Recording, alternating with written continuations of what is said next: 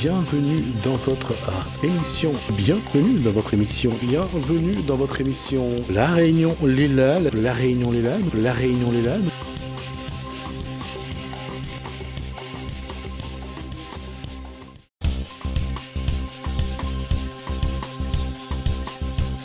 Cette fois-ci, on va en parler avec elle dans Cosmo Réunionnais. Alors, elle, qu'on retrouve, bonsoir Gaëlle Guiton, c'est un plaisir de vous revoir. Bonsoir Jismi, moi aussi, c'est un plaisir. Alors, ces vacances ? Super. Les enfants ? L'enfant, pardon. L'enfant, très content très content des vacances. Ce vendredi, la rentrée ? Très bien. Changement d'école, mais très bien. D'accord. On va parler... De livres. Est-ce que les livres ont été en vacances, en fait ? Non, elles ne sont pas en vacances chez moi, les livres. Non, jamais ? Non, jamais. Ah, c'est dommage. Qu'est-ce qu'il y a eu comme activité, justement, pendant ces vacances, pour les livres ? Pour les livres, alors, moi, j'ai une liseuse quand je pars en voyage. J'ai une liseuse qui me suit. Le livre papier reste à la maison, mais ma liseuse est bien remplie et elle me suit pendant les vacances. Donc, quand j'ai des visites, je me suis rendu compte que je lisais un peu plus parce que dans les transports, voilà, pour aller visiter, mais je lis dans les transports, je lis le soir avant de dormir. Donc, voilà, je lis différemment pendant les vacances. C'est plus de plaisir pour soi ? Oui, pendant les vacances, je lis vraiment mes coups de cœur à moi. En fait, je lis ce que j'ai envie de lire, je mets de côté les services presse et je pars sur des lectures différentes, plus légères.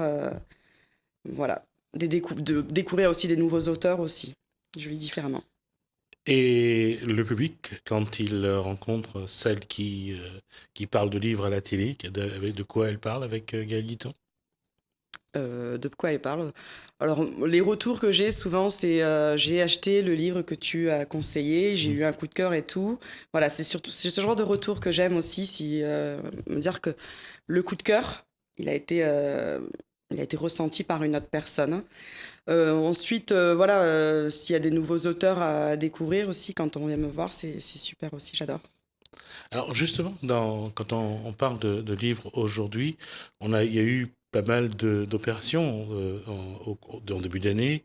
On a parlé des livres pays également. Les auteurs réunionnais sont un petit peu plus, j'allais dire, approchent un petit peu plus Gaëlle Guiton ou pas ? Je vais vers les auteurs réunionnais, c'est plutôt l'effet inverse. Je commence à me faire connaître petit à petit par rapport aux maisons d'édition réunionnaises et aux auteurs réunionnais, par rapport aux retours que j'ai faits. J'ai toujours été honnête. Je pense que ça y joue beaucoup quand on a des services presse, c'est d'être honnête et de dire ce qu'on a ressenti. Et c'est ce que les auteurs apprécient chez moi. D'accord, je vais poser la question, mais bon, juste plus par acquis de conscience, je dirais. Il y a un livre qui est sorti actuellement qui fait un tabac. C'est le livre de Nicolas Sarkozy. Non, je ne vais pas lire Nicolas Sarkozy. Je vais vous avouer quelque chose. Voilà, les hommes politiques, Non, il n'y a pas de... Non, il n'y aura pas de critique de... Je crois que son livre s'appelle Passion, si je me trompe. Oui, mais non. Je Non. ne lirai pas Nicolas Sarkozy. Là. Je ne suis pas assez curieuse pour aller lire Nicolas Sarkozy. La politique, c'est pas... Non. J'ai peur, en fait, dans ce genre de livre, c'est que la personne essaie de nous guider dans ses avis politiques. Et moi, je veux être libre de penser. Je préfère encore un journaliste qui va prendre un fait divers et expliquer comment il a perçu et donner des détails au lecteur qu'un homme politique. Je préfère, si je pouvais lire un roman, une biographie, ce serait plus la femme d'eux. Comment elles ont vécu voilà, les premières dates. D'accord, donc Bernadette Chirac qui a écrit un livre. Alors. Donc je serais plus tentée par ce genre de biographie que l'homme politique en lui-même. Quel que soit l'homme politique, c'est-à-dire que ça peut être Barack Obama, ça peut être... Quel que soit l'homme politique, ce sera pas... C'est pas la tasse de thé. Non. D'accord. Donc on ne parlera pas de municipalité dans cette rubrique alors. Non. Qu'est-ce que j'allais dire là, il y a une nouvelle saison qui commence, donc pour cette rubrique. La question, ça va être quelles sont les prochaines, j'allais dire, grandes vagues ou modes qui vont arriver en termes de livres. Je pense que ce sera plutôt des nouveaux auteurs. Ce sera plus ce genre. En tout cas, pour moi, c'est ce que j'ai vu. Bon, il y aura des retours de grands auteurs, de grands noms. Là, c'est la rentrée littéraire, c'est surtout là où les auteurs proposent leurs nouveaux romans. Là, c'est en septembre. Après, moi, voilà, je serai plus à la recherche de nouveaux auteurs, de nouveaux noms, dans un genre particulier où je me dis, je veux lire un thriller. Voilà, quel choix j'ai par rapport, on va dire, les maîtres du thriller. Voilà, c'est plutôt ça. C'est un paradoxe parce que on sent depuis quelque temps que on dit c'est vintage, mais il y a un retour vers les auteurs, je dirais, qui ont pignon sur rue depuis, et quand je dis pignon sur rue, c'est depuis Victor Hugo et les autres. Hein. Les gens aujourd'hui regardent un peu plus les auteurs d'avant. C'est un paradoxe ou pas? Non. Non, parce que... À l'école, c'est toujours pareil. Hein, oui, c'est le même oui, programme. Ça mais change après, moi, je sais quand j'ai commencé à lire des romans plus contemporains, de temps en temps, je reviens un peu sur les classiques. Ça fait du bien de retourner un peu sur les classiques. L'actualité a voulu que Notre-Dame de Paris soit à la une. Je pense que certains ont retrouvé le plaisir de lire. Je pense aussi, oui. Ça y joue aussi. Ouais, donc Victor Hugo, donc puisqu'on en parle. Le Château d'If, on sait que c'est vraiment le lieu où s'est joué une bonne partie du conte de Monte Cristo. Il y a on le voit, on voit aussi à la télé et on voit que aujourd'hui il y a un manque d'inspiration au niveau du cinéma et on se réfère souvent au livre. Au livre. Oui, et il suffit qu'un je vais prendre un exemple, voilà, qu'un scénariste décide de reprendre un roman de Victor Hugo et le refait à sa sauce, les gens vont retourner lire le livre. Et quand on voit des films comme Roméo et Juliette, quand on voit Titanic, ces auteurs-là sont du 19e siècle. Et on voit que ce sont des valeurs quand même Des valeurs sûres. Des valeurs sûres. Et ça fait toujours drôle, un peu comme les chanteurs des années 90, des 80-90, ou 70, ce sont des valeurs sûres. Et ceux qui sont arrivés après, on les oublie assez vite. Oui, c'est vrai. Je dis plutôt que c'est, voilà... moi, j'aime retourner dans les années 90, les années 2000. Non, plus années 90. C'est vraiment une époque qui m'a marqué dans les chansons et tout. J'aurais plus tendance, voilà, à retourner dans les années 90. Et on le voit, il y a de plus en plus de concerts qui se mettent en place. Les années 70, les années 60, les années 80, les années 90, et ça fait fureur. C'est un retour à la jeunesse, on veut dire. Et on le voit aussi avec les sorties des films. On a vu le retour du Roi Lion 20 ans après. Ils l'ont fait en 3D. Là, il y a Mulan qui va sortir. Oui.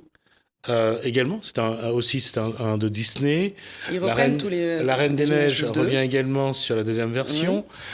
C'est soit l'ancien, soit, pour parler d'ancien, on parle de ce qu'on appelle de la royauté, les histoires de la table ronde, on le voit.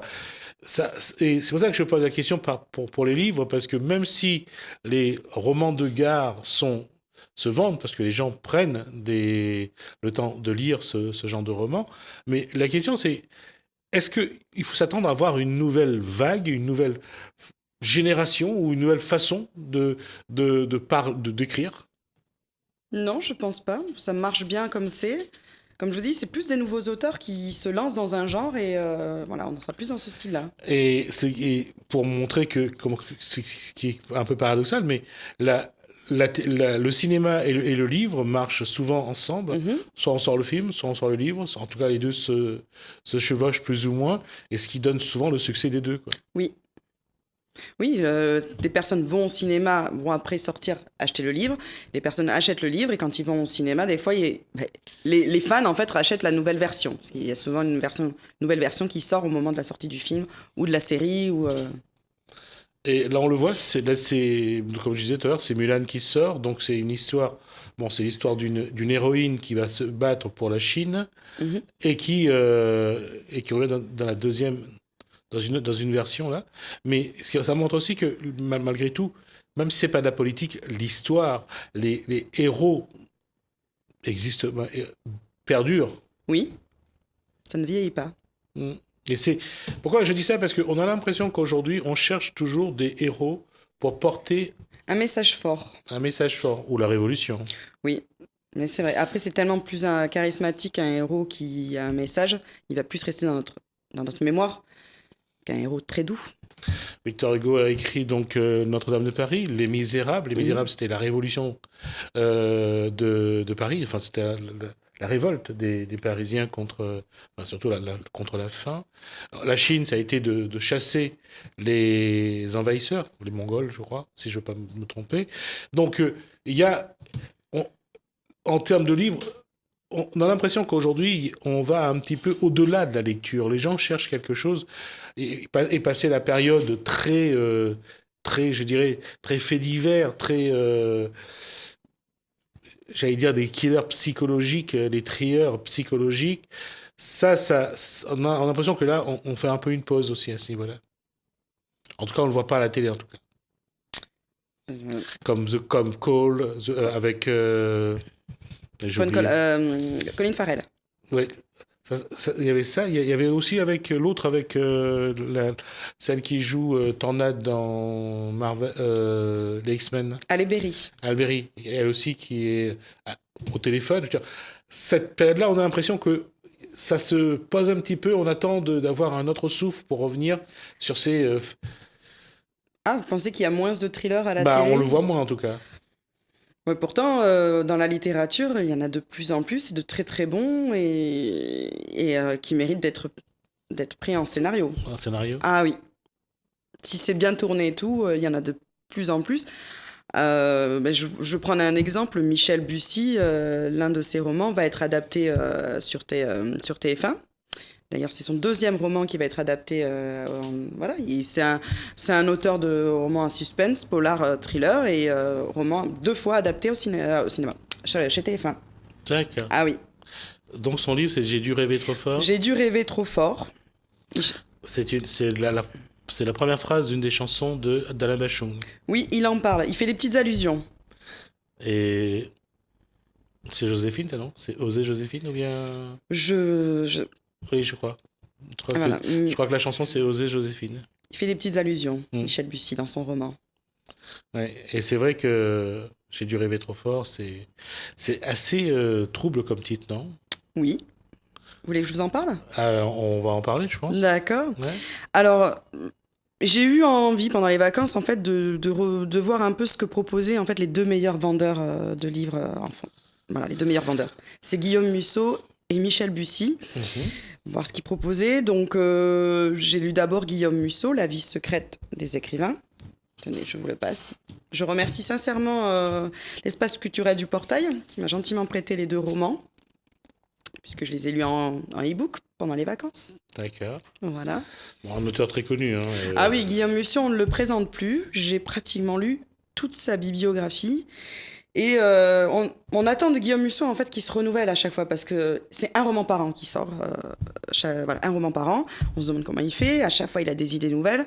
Je vous avouerai que ces derniers temps, je commençais à être essoufflée, où il n'y avait pas de renouveau. Et ici, il nous offre un roman que j'ai trouvé beaucoup plus personnel, beaucoup plus, on va dire, il pointe du doigt en fait. On a l'impression que Guillaume Musso, à un moment donné, il pousse un gros coup de gueule auprès des lecteurs. C'est l'histoire en fait de Nathan Falls. On est en 99, il a écrit 3 romans à succès et on comprend pas, du jour au lendemain, il en peut plus, il veut arrêter.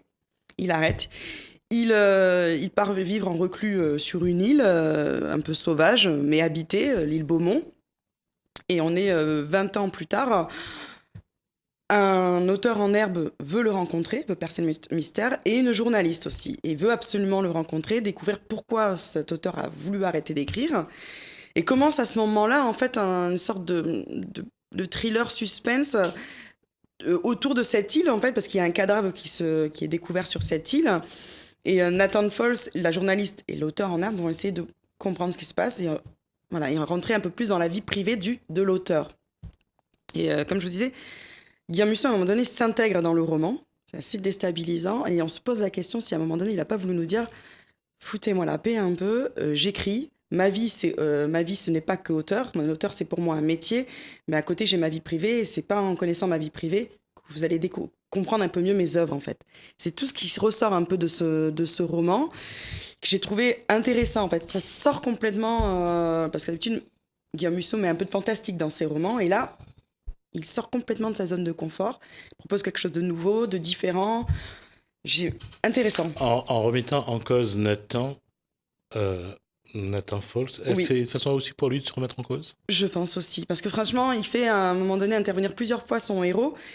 Et en fait, je me suis posé la question si Guillaume Musso se retrouvait pas dans la peau de Nathan Falls, mais aussi de Raphaël, l'auteur en herbe, celui qui à chaque fois propose ses romans et qu'ils sont refusés, pourtant il est persuadé qu'il est fait pour ça, et que tout le monde le refuse. Et donc du coup, Nathan Falls raconte un peu ses débuts d'auteur.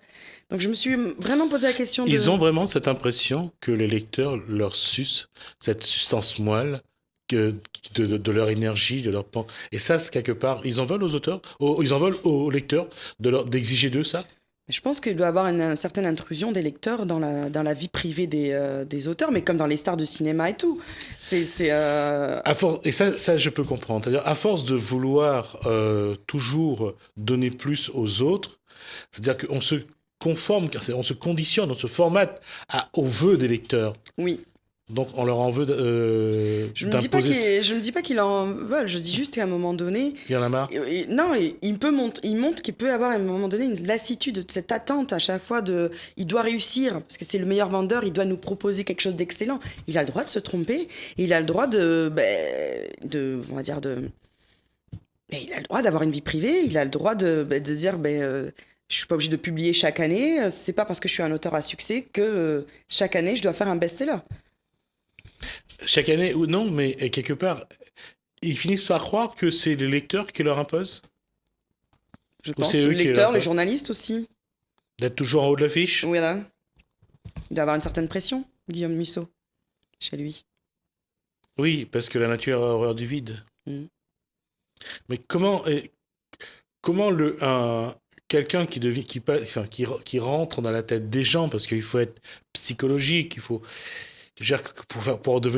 Pour parler d'un psychopathe, il faut être un psychopathe. Si vous le dites. Non, mais c'est ce qu'il fait parfois allusion. C'est pas parce qu'il écrit sur un psychopathe qu'il est psychopathe. J'ai pas dit qu'il est psychopathe. J'ai dit qu'il doit rentrer dans la tête d'un psychopathe. Dans la tête d'un psychopathe, voilà. Peut-être faire un psychologue. Et on sait très bien ce que ce genre d'exercice peut aussi développer. Oui. D'accord. Bon, on fera la psychanalyse de Guillaume Musso la prochaine fois. Non, on va le laisser tranquille. Qu'est-ce qu'il y a encore comme livre dont on peut parler ? Dont on peut parler, alors je voudrais vous présenter un nouvel auteur qui a sorti 2 romans aux éditions Ring, pas très connu, Mathias Copping. Pour la petite histoire, j'ai une copine du Havre qui voulait me faire découvrir un auteur de sa région. Donc Mathias Copping vient du Havre. Il étudie un peu, on va dire, le décor, souvent c'est le Havre dans ses romans. Mais bon, la manière qu'il décrit, ça donne pas envie d'aller visiter la ville. Donc le manufacturier. La couverture est magnifique. Et elle annonce vraiment la couleur. Oui, c'est vrai. Et encore une fois, c'est bizarre. Aujourd'hui, on a l'impression quand même que la souffrance se voit à tous les étages. C'est ça. Alors, l'usine a fermé ou est toujours ouvert ? Non, ça n'a rien à voir en fait. Le manufacturier, c'est... alors, comment dire ? On va commencer par une question. Mathias Copping va essayer de créer un lien entre les massacres qu'il y a eu en fait dans les années 90 pendant la guerre de ex-Yougoslavie et le cadavre d'une femme et d'un bébé en 2017. Donc, on a 2 périodes. Et tout commence avec un capitaine de police qui reçoit une vidéo macabre avec des tortures. Et le bourreau s'appelle le manufacturier. Ah, d'accord. Ah oui. Ça fait penser à Hannibal Lecter, là. On n'est pas dans le même style, on n'est vraiment pas du tout. Donc Mathias Copping, en fait, dans ce roman, va créer un lien en fait, entre ces deux faits divers. Et surtout, il va faire une sorte de roman en 2 temps. Il va y avoir d'un côté où il y aura, on va dire, un procès qui va se mettre en place par rapport aux crimes de guerre.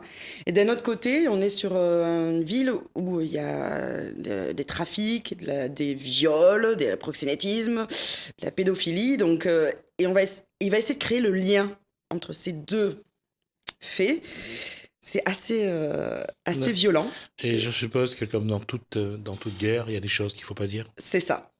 il va faire la lumière sur ce qui s'est passé sur ces crimes de guerre. C'est surtout sur ces excusez-moi, j'ai plus le mot. Excusez-moi, les Missiliens? Non, c'est pas Les le bon. miliciens. Miliciens, merci. Les miliciens qui ont un peu disparu de la circulation. On peut juste avoir un petit clin d'œil à ce film, La Nuit des Généraux, avec Philippe Noiret, où lui aussi mène l'enquête, mais il doit aussi faire attention de ne pas salir les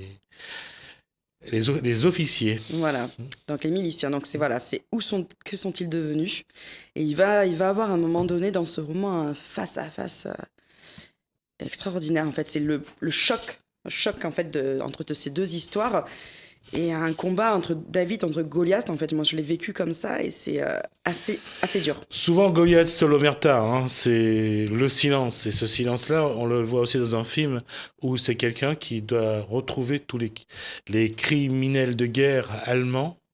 Et face à lui, on lui dit souvent ne va pas trop loin, ne va pas trop loin, parce que derrière, personne n'est totalement innocent, personne n'est totalement tout coupable. C'est ça. Et c'est vrai que marcher sur un fil du rasoir, ça n'a jamais été un exercice simple. Oui, mais en tout cas, dans le roman de Matthias Kopping, j'ai eu cette sensation, en fait, on voit un méchant, en fait, c'est pas les méchants d'un côté, les gentils de l'autre, là, c'est vraiment la noirceur de chaque être humain dans ce roman.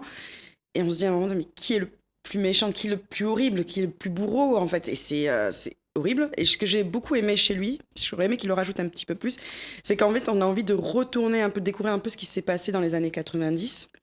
Parce que, voilà, ça nous pousse à aller chercher plus loin. Oui, c'est juste après la chute du mur de Berlin en 89. Donc, c'est vrai que on essaye aussi de cacher beaucoup de choses, et l'armée, on l'appelle la grande muette, hein, c'est pas pour rien non plus, mais c'est aller chercher la vérité dans un endroit où on fait tout pour ne pas qu'elle soit divulguée, c'est très complexe. Oui. En tout cas, c'est vrai, encore une fois, que quand on fait ce genre de travail, il faut vraiment avoir soit on a beaucoup d'éléments, on a beaucoup d'informations, soit on a beaucoup d'imagination. Je pense qu'il y a énormément de travail de recherche historique, parce que vraiment il apporte certains détails, même si ça reste de la fiction, mais on sent quand même des recherches. Alors je pense qu'après, comment il décrit sa ville, c'est beaucoup de fiction, parce que c'est quand même assez, assez violent. Ça fait 2 fois qu'il nous propose un roman où il est assez violent dans ses propos, assez violent dans ses mots. Mais voilà, il ne vend pas. Et c'est pas un roman, on est loin du roman du bisounours, là. Je peux vous dire que moi, j'ai eu vraiment des frayeurs. C'est plutôt brut de décoffrage. Voilà, c'est brut de décoffrage, il ne mâche pas ses mots. Les scènes, on les vit en direct, on n'en dort pas. Je l'ai lu en 2 jours, mais je sais qu'il me restait une centaine de pages. J'en ai fait des cauchemars toute la nuit, mais je voulais absolument le finir, parce qu'on est happé dans ce roman. Captivé, ouais. Ah oui, c'est dès les premières lignes, on veut comprendre, on est sur une scène de massacre. En plus, un bébé est une victime, donc ça nous touche encore plus en tant que maman. Et on se dit, c'est pas possible qu'un homme puisse faire ça, en fait. Ouais, pour qui s'intéresse, ça fait quand même 550 pages. Oui. Donc, si vous avez envie de le lire, allez-y, c'est toujours très, très intéressant. Il nous reste 2 minutes. Oui. Est-ce qu'on peut parler d'autre chose? Alors, je vais parler de mon dernier coup de cœur. On va dire un roman jeunesse. Il me faut voilà. Après des romans durs, il me faut des romans doudous, comme je dis. Des romans jeunesse. Une histoire d'amitié hors du commun entre 2 garçons que tout oppose. C'est ça. 10 millions d'étoiles. Le 10 est écrit en petit, mais sans doute le chiffre le plus intéressant, le mot le plus intéressant, parce que généralement, un auteur met des millions d'étoiles et non pas 10 millions d'étoiles. Là, c'est une signification particulière, je suppose. Voilà, chez Pocket Jeunesse, ce roman, donc 10 millions d'étoiles de Robin Rowe. Un roman que je conseille à tous les ados. Voilà, foncez. C'est vraiment l'histoire d'amitié entre Juliane et Adam. Adam, qui est un enfant hyperactif, qui a 18 ans, qui est populaire, il a besoin de bouger tout le temps, et il va retrouver, en fait, dans son lycée, Juliane, 14 ans, qu'il a orphelin, qu'il a accueilli à un moment donné chez lui il y a plusieurs années. Et c'est une amitié qui va changer la vie de ces 2 héros. C'est une amitié improbable. Il y a une amitié en fait qui va sauver une vie, parce qu'on va découvrir au fil du roman que Juliane est en mal d'amour, a besoin de se raccrocher à quelque chose, et Adam va lui apporter, avec toute sa fougue, parce qu'il est un peu lunatique aussi, toute sa jeunesse, il va lui apporter ça à Juliane, quitte à lui sauver la vie en fait. Et c'est un roman en fait, dès le premier chapitre, j'avais déjà les larmes aux yeux, parce que c'était assez touchant, assez émouvant. On est dans des montagnes russes d'émotions. Il y a des scènes très fortes dans ce roman, et il y a une scène de solidarité chez les ados, et j'ai trouvé admirable, parce que l'auteur, elle leur donne une passe noble aux ados, comme quoi ils sont capables de prendre des bonnes décisions, mais qui sont aussi capables de prendre, pas des mauvaises, je dirais, mais ils font en fonction de ce qu'ils ont vécu, donc ils sont jeunes, et ça, parfois des décisions importantes, mais c'est compliqué pour eux de prendre. Donc voilà, un roman magnifique. C'est sur ces mots qu'on va clôturer cette deuxième partie et l'émission. En tout cas, merci Gaëtan. Merci On à aura vous. plaisir, en tout cas, de se revoir tout au long de ces 4 mois qui vont nous amener jusqu'à la fin de l'année.